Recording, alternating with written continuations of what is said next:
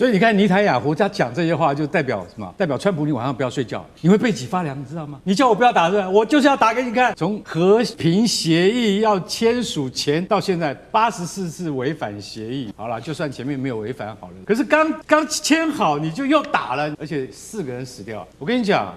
尼坦雅胡现在已经变成什么？他已经变成川普的梦魇，因为什么？他要选下一届的总理，他才不管你什么贪污缠身，我不管这些，我一定要选的，不然我政治生命就结束了。所以我很知道怎么样面对白宫。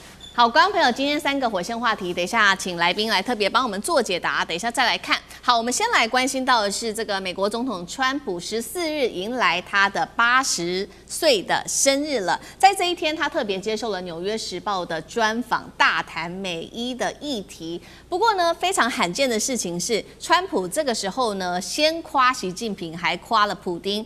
他说，习近平是十足的绅士。并且他也说呢，感谢习近平和普丁在这一次有关于美伊战事当中，美军对于伊朗的海上封锁期间是没有插手去干涉的。一方面赞美这2位领袖，另外一方面则是痛批纳坦雅胡。他说啊，纳坦雅胡真的是极其难搞，差点要破坏了美伊的和平协议。除了在他生日这一天接受专访大骂纳坦雅胡之外，他在出席 G7 的会议的时候，直接也在公开场合上面来批评纳坦雅胡。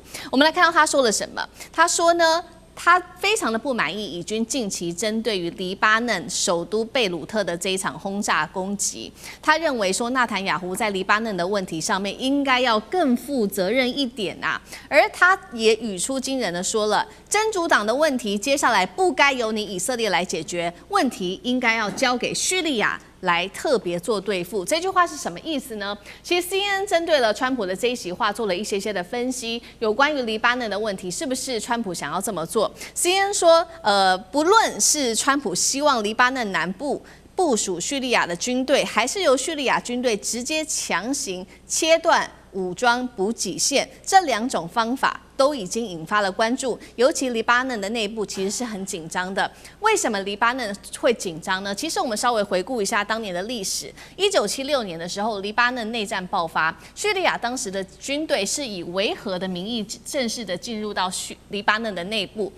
但是呢，在这场战争结束之后，叙利亚的军队还是没有撤离，被视为是长期的一个军事占领。再来就是在这个期间，爆发了数千起的失踪跟死亡案件，让黎巴嫩到现在仍然是无法抹灭当时的集体创伤。所以，有关于接下来叙利亚或者是以色列如何控制黎巴嫩的问题，成为当地民众也非常关心的议题。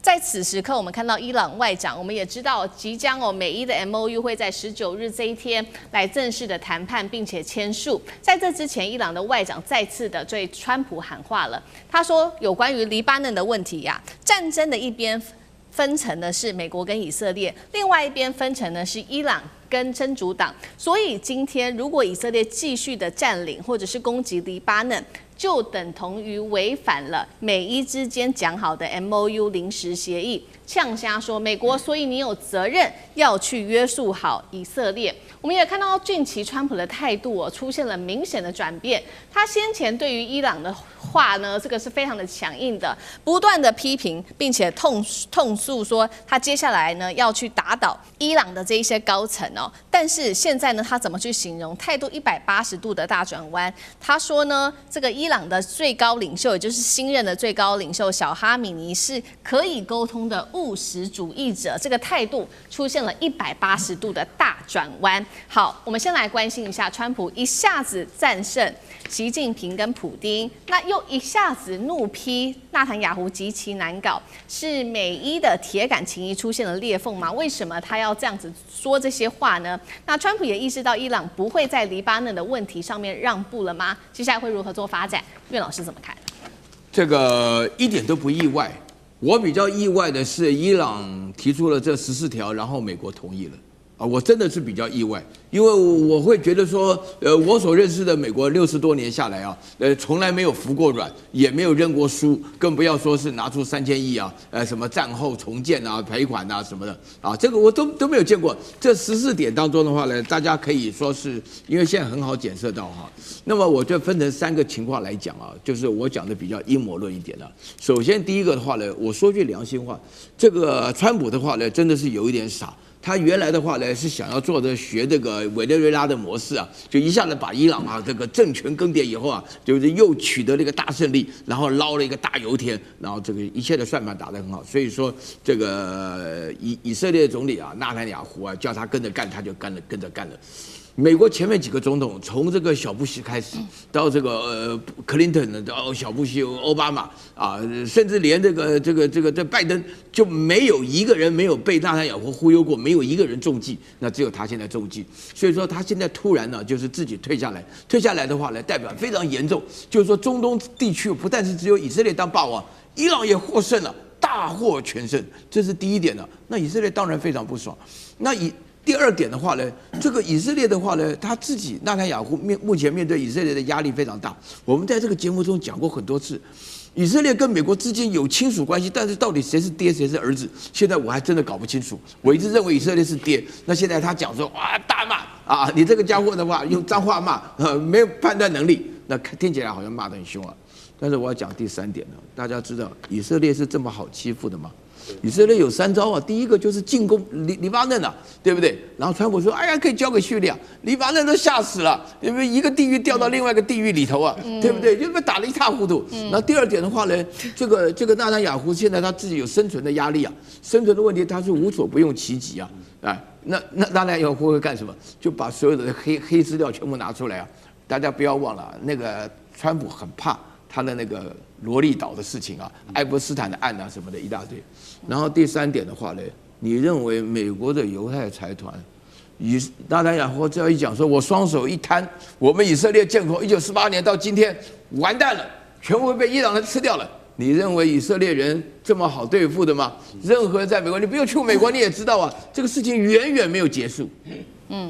所以现在其实呢，有关于这个中东局势，接下来会由谁掌管？其实呢，如刚刚岳老师带我们看到了，其实黎巴嫩自己也很紧张，是不是会从一个深渊掉进另外一个深渊？因为川普说的，接下来由叙利亚来接掌真主党，来去处理有关于真主党的事情。那重点来了，这伊朗会同意美国的这样子的一个做法吗？那申委员又怎么看？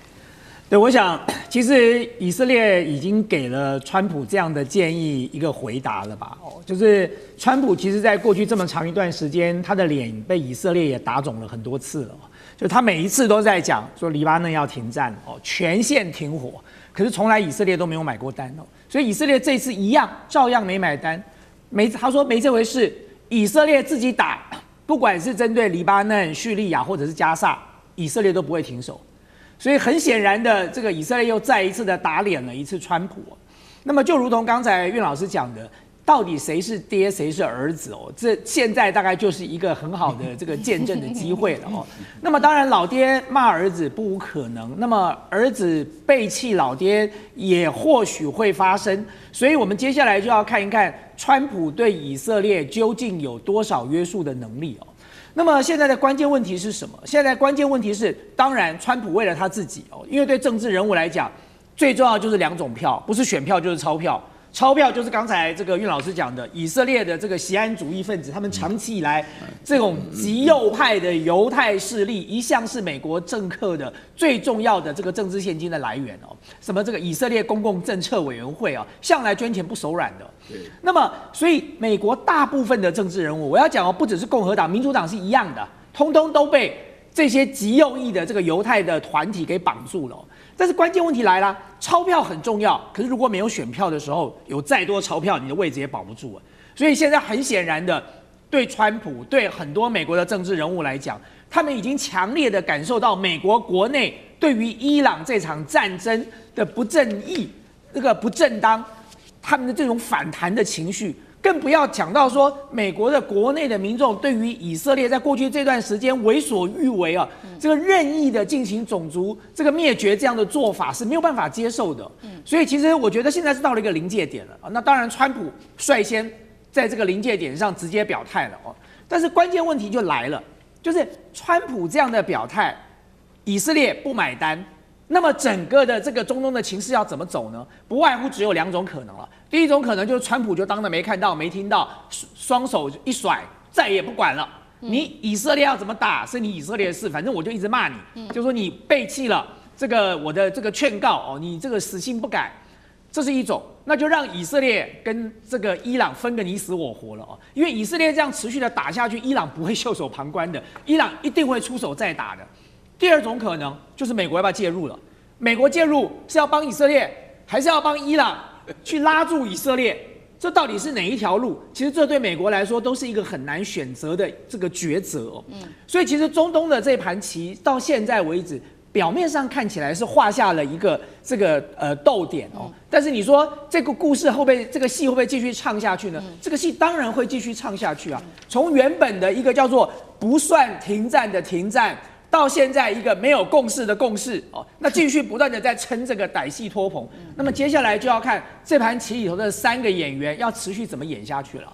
好，这个戏会不会继续下去？现在看起来是会继续下去的。原因是呢，纳坦雅胡他已经最新表示了态度强硬的。17号这一天受访，在耶路撒冷这边举行记者会的时候，他说呢，战斗尚未结束。好，他已经给出了答案。他说呢，以色列将会持续的来进攻，攻击黎巴嫩、加萨跟叙利亚，采取军事行动，不受到任何协议的约束。这句话更重了，他直接说呢，为了以色列的安全利益着想，我知道如何对白宫保持坚定的立场。好，意思就是说，接下来美国不管说什么，他都会保持他认为是对的一个立场。那确实，我们看到在16号这一天，以色列又再度的对黎巴嫩发动了空袭行动，造成4人死亡哦。伊朗再次的扬言说，再打下去的话，他会做报复，并且他也说了，自美伊达成了停火到现在，以色列方面单方面就违反了协议高达84次，真的是拦不住以色列吗？干哥怎么看？所以你看尼坦雅胡他讲这些话，就代表什么？代表川普你晚上不要睡觉，你会背脊发凉，你知道吗？你叫我不要打对吧？我就是要打给你看。而且从和平协议要签署前到现在84次违反协议，好了，就算前面没有违反好了啦。可是刚签好你就又打了，而且4个人死掉。我跟你讲，尼坦雅胡现在已经变成什么？他已经变成川普的梦魇，因为什么？他要选下一届的总理，他才不管你什么贪污缠身，我不管这些，我一定要选的，不然我政治生命就结束了。所以我很知道怎么样面对白宫。这句话一讲出来啊，你要真的会觉得很可怕。为什么？因为代表川普大哥啊。当然，老实说，到底谁是这个爸爸，谁是儿子还不知道。为什么？我还没有发挥我在美国金融界跟商业界的影响力，那都是犹太人的天下，不要搞不清楚。所以我觉得现在川普他到底他演这出戏，我跟你讲，叫做请鬼拿药单。因为他后来又讲了一句话，他说什么？你倒不如让真主党自己解决就好了嘛，要不然就请叙利亚来解决，真的是那个真是鬼啊！为什么你知道？大家可能不太晓得，就我们大家刚刚思敏有讲了一下说，其实是30多年来叙利亚军队常驻在黎南，但是呢，他就是来了就不走了。为什么？以为他是维和啊？为什么啊？你们黎巴嫩内战嘛，对不对？那我们也在受联合国的这个请求，我们就近就派维和部队来，结果来了以后他就不走了。战事趋缓，他也不走了，一住就住了30年。你要知道，真主党就是什叶派，什叶派占黎巴嫩人口的多数。以前为了共同的目标，跟叙利亚的目标也一样啊，对付以色列，所以你驻军在这边，我能接受。可是你知道，自从阿塞德垮台以后，2024年2年前垮台之后，那新的总统叫做夏拉他就没这回事了，把这些什叶派通通给赶走。所以其实他们现在是比较不喜欢叙利亚的军队，为什么？因为两边的立场已经不一样，夏拉已经完全倒向了西方了嘛，所以川普才会讲啊，我很欣赏夏拉。我跟你讲，他这个人很精明，很能干。为什么？因为夏拉对他示好嘛。可是不要忘记，叙利亚这个新总统，他还是圣战士出身，对，他也是一个他不管怎么样，他就是圣战士。讲穿了就叫恐怖分子就对了啦。虽然说他现在已经当了总统了，但是你把这个鬼再拿来，我跟你讲，那代表什么？黎巴嫩的人民他宁愿要什么？要真主党，也不要一个叙利亚的新总统来干预。所以川普你历史要念通嘛，那么随便找一个鬼，然后最后他说什么？他说尼坦雅胡，因为最近不是他才刚刚打了黎南，不是打死4个人吗？啊，你为了找一个这个真主党的那个恐怖分子，你把整栋楼都给炸了，只为了找一个人，把整栋楼炸了，里面有多少人是无辜的人？对，就像他，你看，就是那个在那个霍尔木兹干，不是旁边有个女子学校吗？被炸死了400人，为什么？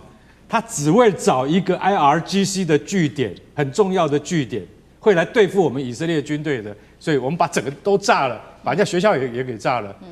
尼坦雅胡比当年希特勒怎么对付犹太人，你就怎么样对付回去，你也变成另外一个刽子手了。你说是不是？首先第一个问题，我们要来看到的是以色列跟伊朗再度的正面的开火。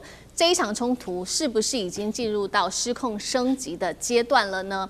讽刺的是，川普一边还是在喊停火啊，一边却被打脸。被谁打脸呢？因为他压不住以色列总理纳坦雅胡啊。华府到底还有没有能力可以压住以色列呢？这是第一个问题。第二件事情，现在爆出了以色列被爆出对美国的高层现在进行的是情报监控，甚至被评估为严重等级的间谍威胁。这还是盟友吗？还是美国已经被自己最重要的中东盟友给反向渗透了？这是第二个问题。最后，我们今天会来关心到的是美国想要用冻结的伊朗资产来赔这些受损的海湾盟友们他们的损失。这一招会不会让伊朗更生气呢？就算拿钱来补贴这些海湾国家，能够挽回海湾国家对美国的信任吗？今天就这些议题，我们会一起来做关心。这一场中东的战火快速而且高度的持续升级。华盛顿邮报最新的报道，还有多家外媒的报道，以色列在7号当天空袭黎巴嫩的首都贝鲁特的南部，造成了2死，而且非常多人受伤，高达了20人。伊朗火大了，直接发动了4波的飞弹空袭来做反击，锁定的是以色列北部的一个空军基地，并且强调这只是针对以色列的警告性打击。如果以色列的军事行动再次的升级，那么范围将会进一步的扩大。这也是美伊4月在停火以来，伊朗首度的朝耶路撒冷的方向发动的攻势，更是近期最严重的一次军事上面的打击。更尴尬的事情是，大家还记得吗？川普不断的在美伊之间穿梭，希望能够来调停，但是同时间他也要求纳坦雅胡不准再打了。结果马上的以色列就做了一个攻击哦。以色列这话才说完，就已经有国防部最新的证实，对伊朗的包括它的中部跟西部军事目标发动攻击。伊朗方面在德黑兰传出了巨大的爆炸声响，大家还记得吗？川普才说的，纳坦雅胡没有什么选项了，只能接受美国跟伊朗谈成的具体的任何协议。结果以色列马上打脸川普，这到底怎么回事？为什么伊朗跟以色列这一次再度的正面交火，冲突会不会持续的扩大？伊朗这一次锁定这个以色列的空军基地，它的目的到底又是什么？接下来的报复规模会不会像过去一样越来越大？吕舰长怎么看？我们看到啊，有关于这个以色列跟伊朗他们的战事，其实就是一个不断升级的过程。现在看起来小打小闹，那川普想要在这中间和解，可是川普对于这个有关于霍姆兹海峡，或者是对于伊朗，他的一个所谓的中战指导满足了吗？所谓的中战指导，也就是停止战争的条件。可是我们现在看到的，有关于川普，他坚持2件事情，第一个就是浓缩铀的部分，那第二个也就是霍姆兹海峡开放的问题。可是现在这一个霍姆兹海峡其实被伊朗发现比浓缩铀还好用啊。那对于浓缩铀来讲，也就是这是伊朗超过2代以上人的努力。那现在的那个最高领导的阶层，他愿意把这2代以上的人的一个研究成果交出去吗？这也是个困难。所以现在川普怎么讲都不对。那川普说，有关于这个以色列，他希望以色列不要进行报复。那如果纳坦雅胡还继续的进行报复的话，那就会像过去的3000年那样，也就是不断的继续的打下去。但是对于以色列来讲，这个是孰可忍孰不可忍啊？那他怎么会变成被伊朗攻击的对象呢？那他立刻就反击。那所以我们讲到几个重要的，无论是德黑兰或就是首都，或者是我们讲到的这个核子研究重镇伊斯法罕啊，或者是卡拉季等等的这些城市，通通都听到了这个爆炸声啊。那现在呢，我们看这个会不会继续下去？其实一定继续下去，因为美军。其实我们讲到上个礼拜我们看到的，也就是全世号的远征打击群，它已经回头了，也进入南海了。但是它的2艘航空母舰打击群以及迪利波里号远征打击群还在这一个阿拉伯海的这个位置啊。那我们不知道这个礼拜会不会有什么样的更新，但是它一直摆在那个位置，也就是对于川普来讲，这个就是核战2手阵那个策略，而我大棒举在那里，那我希望能够跟伊朗达成协议。但是对于伊朗来讲，现在我们所看到的这一些美国开出来的条件一点用都没有。为什么？因为其实我们这样讲啊，西方的宾圣克劳塞维兹讲到，军事是政治的延伸。我们刚刚讲到2个部分，其实都是政治，就是有关于霍姆兹海峡，有关于这一个浓缩铀的部分，其实都是政治的部分。那如果川普没有办法解决这个部分的话，那其实就军事行动，也就是捍卫国家利益的这个工具，不免的继续使用下去。好，所以现在美伊和谈到现在2个关键问题，至今确实仍然是无解的不管是有关于浓缩铀的议题，或者是荷姆兹海峡的议题，川普现在非常的担心。那另外一方面就是他实在是管不住以色列吗？尤其是以色列总理纳坦雅胡吗？我们要来看到呢，现在这个川普要担心的，除了他管不住纳坦雅胡之外，还有来自于《纽约时报》最新的披露。他说呢，美国反情报部门最新评估已经指示了，说以色列对于美国构成的间谍威胁已经严重上升到了严重等级。美国情报界也传出了以色列对美国高层在进行的窃听行动，而且呢，这个窃听已经失控了，锁定的对象都是这些比较倾向在外交上可以降低美伊之间的一个冲突的官员，包括了川普的首席谈判代表威科夫，还有五角大厦的官员，跟多名负责中东政策的官员。再来，川普手上另外一个棘手的问题就是国内的民调。反战的声浪越来越高了。现在只有16%的受访者认为美国赢得或是正在赢得对于伊朗的战争，有超过80%的民主党支持者，60%的无党派的选民认为这一场冲突是弊大于利的。尤其共和党的支持者也对川普表示疑虑。那现在美国管不住以色列了吗？接下来会不会就不理以色列了，干脆自己抽身，然后避免被拖进更大的战火当中？赖老师怎么做解读？美国并不是管不动以色列啊，主要的问题就在于不敢管，或是不认真的管啊。最主要原因在哪里？你可以看得出来，我为什么会说美国完全可以管得动以色列？美国只要不给以色列钱啊，美国只要不给以色列武器弹药，以色列撑不久的。以色列事实上，它现在的防空导弹也好，它现在的武器弹药也好，其实你看都是需要美国的援助。美国上礼拜也是几百吨的武器弹药就这样送到以色列，然后由以色列来去使用。这代表什么？以色列它需要外援，而它唯一的外援的来源国就是美国。那为什么美国还继续给以色列武器弹药，让以色列继续可以发动攻击，给以色列导弹的这些元件，让以色列可以继续攻击？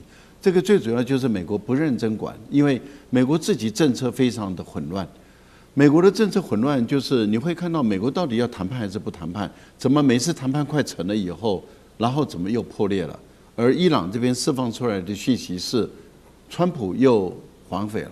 那也就是说，川普本身觉得谈判快到了以后，他就觉得说我是不是要的太少了，我是不是可以再多要一点？当他要再多要一点的时候，对伊朗来讲的话，就是你变来变去，改来改去，我永远就是跟你讲，我就是这样的。那你同意的话，我们就签协议了；你不同意，那我们就不要签协议，那就继续再耗下去。可是问题是你每次都快接近了以后，你又说不要了。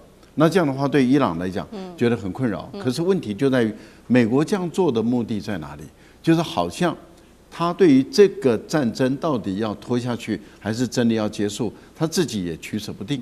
因为当他快要结束了以后，人家就会看说，你这个结束的条件是怎么样，马上就会发现说，跟奥巴马时代没有什么太大的差别嘛。奥巴马也是说浓缩铀减到3.67啊。然后风度了，浓缩铀的风度减到3.67，那你现在还是回到3点多嘛，那就没有什么不一样，而且还要解除经济制裁，而且呢，你冻结的资金也要解除，那这些就跟奥巴马时代一样，那没有两样的话，你为什么要当初要撕毁这个协议？你为什么要发动这场战争？那这个时候，川普又守不住了，因为连攻击他的人都是他自己的前任国务卿，庞贝奥说：“我看没有跟那个奥巴马有什么两样啊。”对，所以对川普来讲，那又重新来，又重新来。对伊朗来说的话，那你莫名其妙，那就继续停火，继续僵持在那个地方。对以色列来讲，就是不希望战争停止，所以现在就赶快就再打一下。打一下的时候，如果美国真的不让以色列打，美国可以做什么呢？可以说，那武器弹药就不会再给你了。所有的东西我都不会再给你。那当然，有些人会问说，那美国的犹太人会死伤力啊？没有错，美国的犹太人有作用。可是问题就在于，美国的犹太人真的敢跟川普翻脸吗？川普如果真的要翻脸，川普发动的白人，坦白说，在美国的犹太人还是会担心他的身家的安全。也就是说，如果白人真的翻脸了，其实在德国就是一个案例嘛。德国的案例就是白人真的翻脸了以后，犹太人他本身的身家性命就有危险了。难道这种前车之鉴，在美国的犹太人，他们不会懂他们的历史上曾经发生过什么事？难道真的美国的白人就跟德国的白人不一样吗？不一定不一样吧。一旦真的要翻脸的时候，一样还是可以干的。好，这第一个。那另外一个，美国敢抽身吗？美国不敢抽身的。为什么？因为美国也抽不了身了。什么协议都没谈，军队就撤走了。对，那这个川普在国内被算账算不完了，而且伊朗变成小霸王了，那谁还敢跟伊朗吵架？谁还敢跟伊朗来顶嘴啊？因为伊朗就变成你看，美国不战而退，那这个世界就是我的了。伊朗打以色列那就不客气了。所以，除非你美国变成把以色列变成一个代理人战争，但是如果真的伊朗全力的攻击以色列的话，以色列熬得住长期的战争吗？也熬不住的。所以我个人认为，美国现在是抽不了身了。好，一方面我们现在看到这个美国它这个针对以色列的问题感到非常的头痛。那另外一方面，其实呢，川普他要担心的还有这个不信任来自于这些海湾国家，包括了刚刚特别提到了，每当这个美军攻击的时候呢，伊朗反击的往往都不是美国自己的本土，现在呢都是攻击这些部署在中东的美军基地。哪一些国家受害最深？当中包括了科威特、巴林、卡达跟阿联这些国家。所以呢，川普现在是想要试图的这个缓解和海湾国家之间的关系吗？他现在想出了一个新的方法，这个方法还在研议当中。他说呢，干脆我们把呢对于伊朗这些冻结的海外资产，把它做成这些波湾盟友的战损赔偿跟重建的经费好了。那伊朗当然听到了这句话，非常的愤怒。他说呢，美国你如果敢这个转移我们的资产的话，接下来我们会做反制。如果做反制的话，受害最深的再一次就是这些海湾国家了。真的有可能这样做吗？川普，那杨老师怎么看？这是一个很愚蠢的发言，这是一个很愚蠢的想法。我听到美国的财政部长贝森特有公开这么讲，他说海湾国家受创，那我们就拿冻结伊朗的资产然后补偿给海湾国家。第一个，对伊朗而言呢，这是他们的主权财产，是美国非法的冻结甚至侵占。现在战争其实是倾向伊朗胜利，美国失利。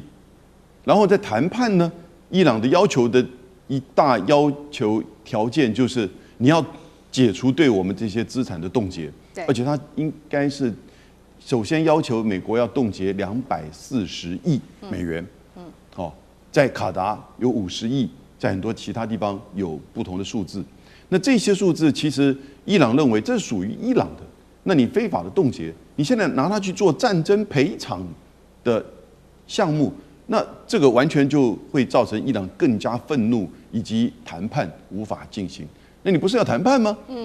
那对这些海湾国家而言呢，他也不敢接受，因为海湾国家就是因为以为花大钱去买了一个安全保护伞，结果反而变成一个依赖的陷阱。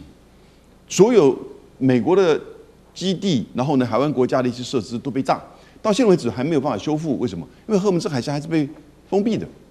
所以，如果你拿这些钱去补偿给海湾国家，海湾国家哪敢拿啊？这不只是烫手山芋啊！一旦你拿了之后，你就是下一波被伊朗攻打的对象啊！美国已经没有办法去保护你了，你还敢拿这个钱吗？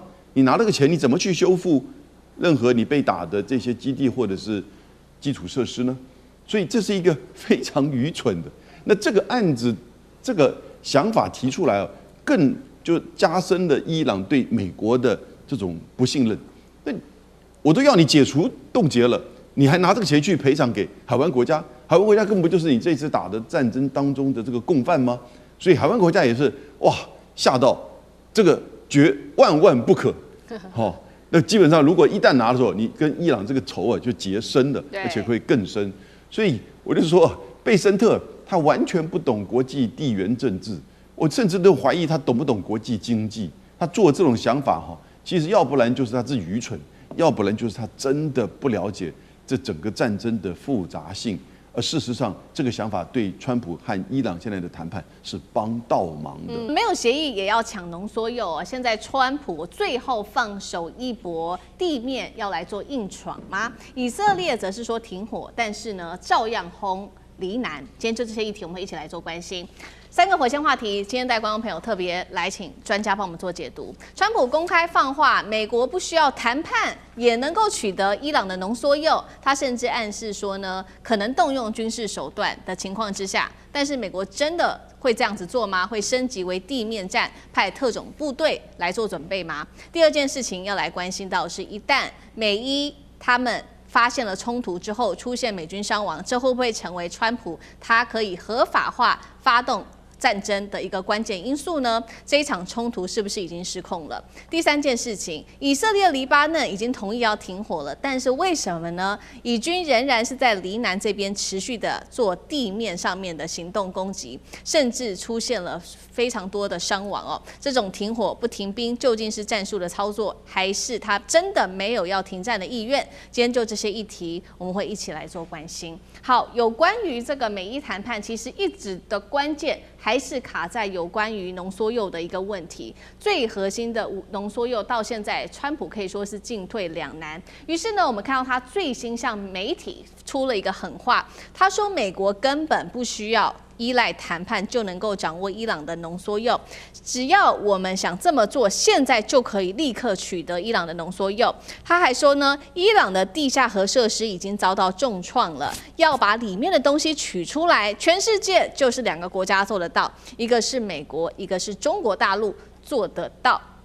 那么更关键的是呢，伊朗的浓缩铀，它因为大家知道它深埋在底下，而且地形非常的复杂，防卫又变得非常的严谨。美国要取得，现在说光空袭是绝对不够的，真的得派出地面部队。但问题来了，川普想要打，但是美国国内会让川普去打吗？因为我们知道呢，众院最新通过了是说要让伊朗撤军的相关表决，决定要不可以再对伊朗行动了。川普听到这个表决之后是非常的生气，他痛批这一项表决就是代表不爱国。那他也放狠话说，如果伊朗真的杀害美军人员，他就会考虑来重新开辟一个新战线。好，陷入两难的川普到底会不会奋力一搏，派地面部队来深入伊朗夺取浓缩铀？如果真的去打的话，他的挑战跟困难，张将军怎么看？我认为困难度蛮高的，要有几个条件形成才能夺取在伊朗内部，尤其是他在德黑兰南部伊斯法罕的，埋在山洞这个山洞里面的这个浓缩铀，第一个要有制空权，制空权目前美国没问题，有制空权，但是后面就不行了。第一个主攻部队一定要有主攻部队，就进攻伊斯法罕，你要空降也可以，海军乱队上去也行。但是问题是，你这个主攻部队后续的战力如何是个问题。主攻部队还要有佯动部队，为什么？这个佯动是要做起底用的，还有一个牵制作战，你才可以。不然主攻部队万一伊朗大军集结怎么办？你要牵制住啊，要牵制作战啊，佯动要这边做袭扰，还有一个助攻部队要产的。这样子，这个战略展开并不是那么容易。那美国有没有办法面面俱到？你牵制作战、佯动作战、助攻部队，可不可以让主攻部队达到战略目的？问题出在这个地方。无论美国遇到3个困难，第一个，后勤够不够？你后勤够不要打哦，打一打之后我弹药不够嘞。你后面的后继乏力耶，刚开始都一击奏效，好像这个军威浩荡啊，军事盛大啊，但你后面没有后勤不行哦。这个伊朗的面积那么大，它又是在战略中枢，又不在沿海，你可以快去快走。你不是，你会陷在泥淖怎么办？对不对？会不会变成阿富汗战争第2？我认为不要完全排除。第2个，代价人要多大？你今天如果是有俘虏被抓，或者是这个海军陆战队或空降军，或者后续的美国陆军上去，你要多大的牺牲代价？川普不喜欢牺牲，那你这个川普就要考量，川普的思维就会比较保守。我有个牺牲被伊朗打的话，我就准备要发动战争。我发现他对人命是很重视的。那第3个，美国绝对采取的是闪击战，快去快回，兵贵神速，未睹巧之久也。但是闪击战没有奏效，就变成持久战。持久战掉入泥淖当中，你有没有办法脱身？问题就来了，是在这个地方。所以我们砍掉去夺龙，美国有这个能力啦，但是你牺牲，我刚才讲的，你要付出多大代价嘛？后勤够不够？好，它的战略运输部队要就位，战略运输，对不对？战略运输一定要到就位啊，你才可以啊。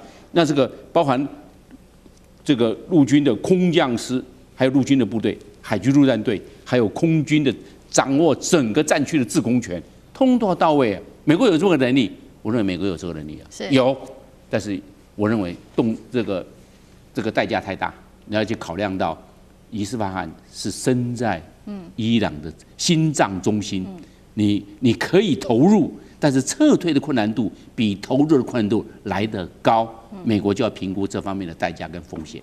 好，那同样的问题，聂老师又怎么看呢？尤其最近可以说这个美伊之间有非常多零星的冲突啦。我们看到不管是无人机啊，或者是说飞弹、港口、油轮被轰炸等等，很多都只是一些比较零星的冲突。但是有没有可能擦枪走火，进一步引发刚刚我们特别请教张将军的，有没有可能川普就说他要去夺这个浓缩铀？您又怎么看？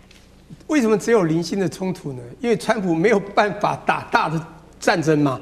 因为呢，他很想全面启动，因为他想要得到 achieve 他的 goal， 他的目标就是他一直喊出来浓缩铀，甚至于喊的飞弹，他现在你知道飞弹他就不谈，最早浓缩铀要拿到，当然后来有荷姆斯海峡的问题，川普想打啊，他不能，我跟你讲这件事情很难啊，你跟人家在谈地面部队，根本就难上加难。之前不是要抢一个岛屿，要封锁他的那个石油设施，也是不可能啊，都是喊话。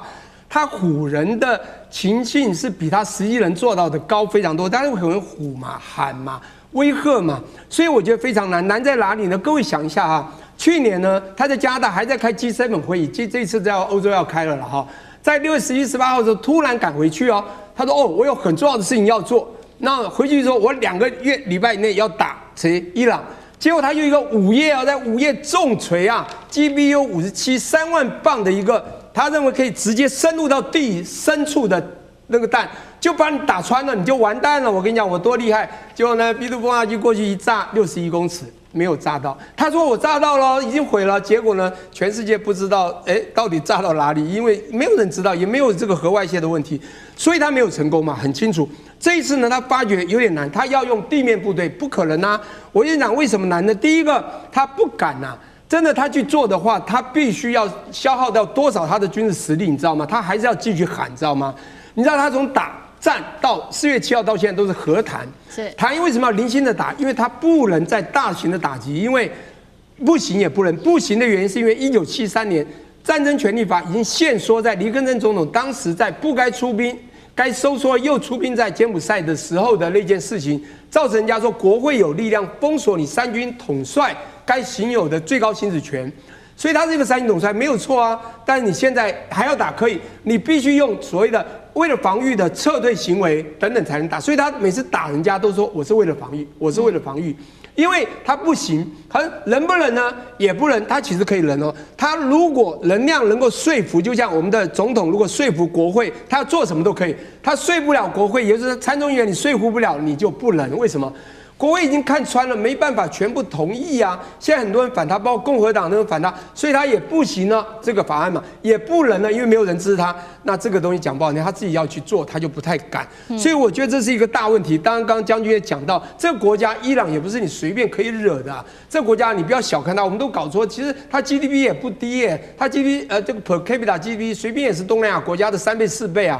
这个国家有很深的波斯文化，你知道吗？只是在这个我们讲亚伯拉罕那个体系里面，在宗教里面认为真正的宗教是犹太教，是的以色列，它比较属于旁系的。可是人家也是一个正规的，非常奉承他们的宗教精神的。这个国家除了大之外啊，它总共大有多大？台湾的50倍，这样去想就好了，好不好？那就是这么大，160多万方公里，而且它的人口大概台湾的4.5倍大。我跟你讲，它的地形崎岖，当你要怎么打，你要怎么去找到？刚刚讲它深埋在地下，你怎么去把它找出来？要派多少的地面部队？这么大的国家，请问一下，你进去就算了，如无人之地吗？伊朗革命卫队不反对吗？你知道他之前我们这个很多的媒体都看到，伊朗现在1个月还在偷偷的做，为什么？他知道你美国还要动作哎。我想跟你和谈，我也怕受伤。可是你要动作，我1个月还在生产1万个无人机啊，便宜嘛。我飞弹也做，他有付出他飞弹能力。反观美国的后勤制造已经出了问题啊！你真要挡人家的爱国者飞弹这么贵啊，动辄这400-500万美金，甚至高到600万美金，比较高级这个。好，你要知道这个问题就在美国的消耗战已经打到体无完肤啊。从某个角度是这样哦。当然，美国实力还是最强，军事实力还是最强，没话讲。他继续恐吓别人，绝对做得到，可以恐吓。可真打下去，他又受伤，打到最后他会发觉打人家一定更惨，因为他实力的越强，他一定越更受伤，他根本就不要玩了。重点就在我刚看到一个好笑的东西，他说啊，最后要把这里面东西拿出来，世界只有2个国家，你就讲你美国干嘛去扯中国呢？很好笑，对不对？我觉得这问题就在他说只有我和中国做得到。为什么？他为什么要谈中国？因为我觉得他第一有求于中国，想要中国你是不是来帮我讲讲话？我需要你。第二个呢，讲嘛，他想趁此捧一下中国。因为中国现在已经给他了很大的感受，就是说你的筹码可能不比人家，捧一下。第三个，我觉得他怕中国，他发现中国真的是有实力，他做任何动作可能要提一下中国。很好玩吧？好，一边我们看到这个，虽然说美伊说在和谈啦，但是一边是这个零星冲突持续的在进行当中。另外一头同样是在中东战线，也是说在和谈了，但是为什么又同样又有一方持续的动手呢？另外一个和谈的地方就是在以色列跟黎巴嫩了。好，结果没有想到双方说要这个发布了联合声明，同意停止敌对行动之后，以色列竟然又在开火了。国防部长说他会继续在黎巴嫩南部进行地面军事行动，结果立刻后来呢就是出动了他的无人机轰炸黎南的车辆，造成多人受伤，连这些联合国的人员也遭到炮击，造成了1死2伤。真主党气坏了，他就说呢，拒绝这一项停火协议，除非以色列领先全面撤出黎南。那厉将军怎么看？到底怎么回事？以色列跟黎巴嫩是，我认为是不可能停火的。这个现在讲停火，只是纳坦雅胡在糊弄川普而已。那你知道能不能够停火，必须由战场上的一个实际的一个战况来做判断。那我现在将这个以色列在黎南地区的一个作战的实况跟各位观众做报告，你就知道说我讲说不可能停火，为什么？我们看一下我这张图哈，大家可以看到，以现在来讲的话，这个是以色列的国境是在这个地方哈，以色列这是国境。那打了从3、4、5打了3个月以后，它推进的情况是这样的，往前面推进这个情形。